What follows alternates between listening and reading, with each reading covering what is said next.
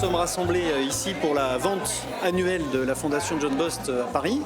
C'est un moment extrêmement festif qui permet d'accueillir des personnes qui viennent soutenir la Fondation, qui chaque année s'intéressent à nos projets. Cette année, on a décidé de soutenir un projet très important qui est la création d'une cuisine thérapeutique dans l'établissement de Magdala, donc un établissement qui se trouve côté du Havre, à Épouville. Une cuisine thérapeutique, c'est un outil très important pour que des résidents, quelquefois très handicapés, puissent venir apprendre à faire de la cuisine, à contribuer à des créations collectives avec des professionnels. Donc c'est très intéressant pour le projet de l'établissement. Et donc tout l'argent que nous allons collecter à l'occasion de cette vente permettra de soutenir ce projet.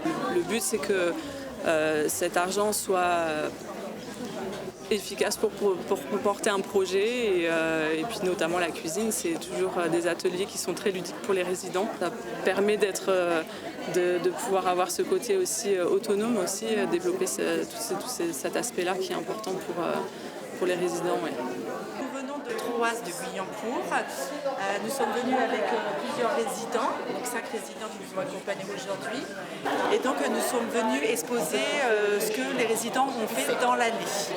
Donc aussi bien vous avez de la lavande, des pots de confiture, de la mosaïque et des bijoux et des tableaux. Et c'est bien fait de la main des résidents. C'est les œuvres des résidents.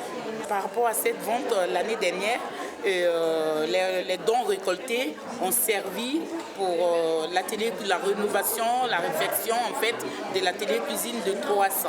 Donc je trouve que c'est bénéfique de venir à cette vente. Peut-être que ça servira aussi pour d'autres établissements. Je suis très content d'être là, comme chaque année, à la vente John Bost ici à l'UNESCO. D'abord, il y a vraiment une ambiance très chaleureuse, familiale, conviviale, que j'ai un grand plaisir à retrouver à chaque fois. Déjà, il y a des très bons produits, on a envie de tout acheter. J'ai eu le plaisir en fait d'acheter des mosaïques qui ont été faits par des personnes dans le cadre de leurs ateliers. Et j'ai vraiment été très épaté par la qualité du travail qu'ils font. Et donc ça m'a fait vraiment très plaisir de pouvoir acheter ces mosaïques parce qu'artistiquement elles sont belles. Donc ça me fait très plaisir de pouvoir contribuer à ma façon. La vente, c'est un des événements des journées John Bost. On a la chance d'avoir pu accueillir vendredi soir à Paris un artiste en situation de handicap qui s'appelle Jean-Baptiste Ibon.